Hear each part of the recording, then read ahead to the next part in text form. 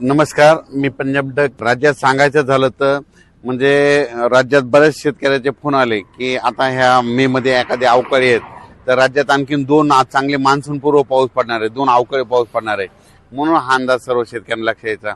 तर राज्यामध्ये 8, 9, 10च्या दरम्यान सांगायचं झालं तर विदर्भ, पूर्व विदर्भ आणि पश्चिम विदर्भात मग ज्यांच्याकडे हळद असेल तर तुम्ही काय करा, 8 तारखेपर्यंत तुम्ही तुमच्या हळदी काढून झाकून ठेवा. कारण की तुम्हाला सांगू इच्छितो 8-9च्या दरम्यान विदर्भामध्ये वर्धा जिल्हा झाला, नागपूर जिल्हा, भंडारा जिल्हा, गोंदिया जिल्हा, यवतमाळ जिल्हा, चंद्रपूर, गडचिरोली, त्याच्यानंतर अकोला, अमरावती, बुलढाणा, वाशिम ह्या पट्ट्यामध्ये काय होणार आहे, 8, 9, 10च्या दरम्यान चांगला पाऊस पडणार आहे. म्हणून तुम्ही तुमच्या हळदीची काळजी घ्यावी.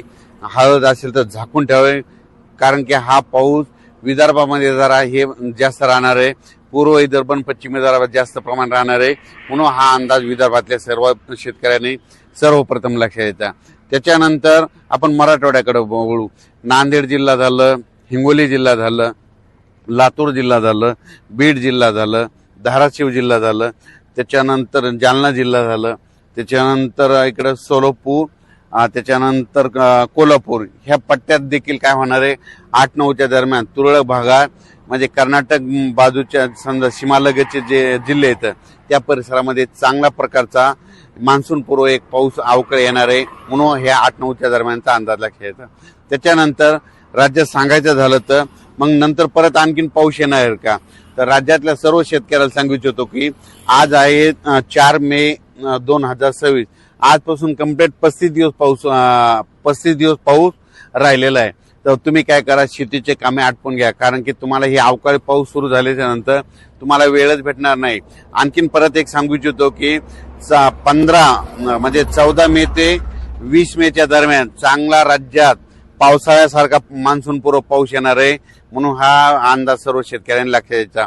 मग ते पाऊस सांगायचं झालं तर जास्त पश्चिम महाराष्ट्राकडे म्हणजे सातारा, सांगली, पुणे जिल्हा, अहिल्यानगर जिल्हा, नाशिक जिल्हा, नंदुरबार जिल्हा, त्याच्यानंतर इकडे सोलापूर जिल्हा, त्याच्यानंतर बीड जिल्हा, धाराशिव जिल्हा, लातूर जिल्हा, जालना जिल्हा, परभणी जिल्हा ह्या पट्ट्यामध्ये चांगल्या प्रकारचा तो मान्सून पूर्व पाऊस मध्ये येणार आहे. म्हणून तुम्ही शेतकऱ्यांनी काय करायचं, ज्यांची हळद असेल तर तुम्ही काय करा, त्या 14 तारखेपर्यंत ते देखील अंदाज घ्या. त्याचा अंदाज 24 तर पुन्हा दिलेलाच जाईल.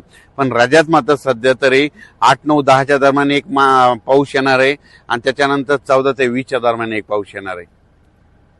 राज्यातल्या सर्व शेतकऱ्यांना सांगू इच्छितो की हे 8, 9, 10च्या दरम्यान हे पाऊस पडणार आहे. ते सगळीकडेच नाही, फक्त पूर्व विदर्भ आणि पश्चिम विदर्भ आणि त्याच्यानंतर हे काही जिल्हे आहेत. समजा कोणते, सांगली जिल्हा झालं, कोल्हापूर जिल्हा झालं, सोलापूर जिल्हा झालं, धाराशिव जिल्हा झालं, त्याच्यानंतर लातूर जिल्हा, नांदेड जिल्हा, धर्माबाद, आदिलाबाद ह्या पट्ट्यामध्ये जरा असणार आहे. पण 14 ते 20च्या मात्र बऱ्याच जिल्ह्यामध्ये जरा जास्त प्रमाणात चांगला पावसाळ्यासारखा पाऊस पडणार आहे. म्हणून हे 14 ते 20चा देखील अंदाज लक्षात यायचा. त्याचा अंदाज नंतर सविस्तर देऊ. त्याच्यानंतर राहिलं तर आता 2026 मध्ये बरेच शेतकऱ्याचे मेसेज येत आहेत की पाऊस कमी पडणार आहे का. 2026ला चांगला पाऊस पडणार आहे, जेमतेम पडणार आहे, वेळेवर मान्सून येणार आहे, मान्सून वेळेवर दस्तक देणार आहे आणि त्याच्यानंतर 7 जूनच्या दरम्यान मान्सून महाराष्ट्रात देखील दाखल होणार आहे. म्हणून सर्वप्रथम शेतकऱ्यासाठी आनंदाची बातमी. पण यावर्षी मात्र परतीचा पाऊस मात्र जास्त धुमाकूळ घालणार आहे. परतीच्या पावसामध्ये काही ठिकाणी अतिवृष्टी देखील होणार आहे. म्हणून हे देखील सर्व शेतकऱ्यांनी लक्षात द्यायचं आणि यावर्षी आपण आपल्या पिकाचं नियोजन लावायचं. यावर्षीचा जे पाऊस पडणार आहे हे जसं पिकाला लागेल तसाच पडणार आहे, जेमतेम पडणार आहे. फक्त परतीचा पाऊस मात्र धुमाकूळ घालणार आहे. म्हणून शेतकऱ्यांनी लवकर येणाऱ्या जाती करा, लवकर येणारे पीक करा. असं करून तुम्ही तुमचं 2026चं नियोजन करा. यावर्षी शेतकऱ्यासाठी चांगलं साल राहणार आहे. कारण की यावर्षी दोन्ही पिकं येणार आहे, एक खरीप पण येणार आहे आणि रब्बीचं देखील येणार आहे. दरवर्षी दोन्ही पिकं येत नसतात, पण यावर्षी सुरुवातीचा पाऊस कमी असल्यामुळे रब्बी देखील येणार आहे आणि खरीप देखील येणार आहे. म्हणून ही सर्वप्रथम शेतकऱ्यासाठी आनंदाची बातमी. फक्त पावसाला आता 35 दिवस शिल्लक आहे. म्हणून तुम्ही तुमच्या शेतीची कामे करून घ्यावी. धन्यवाद.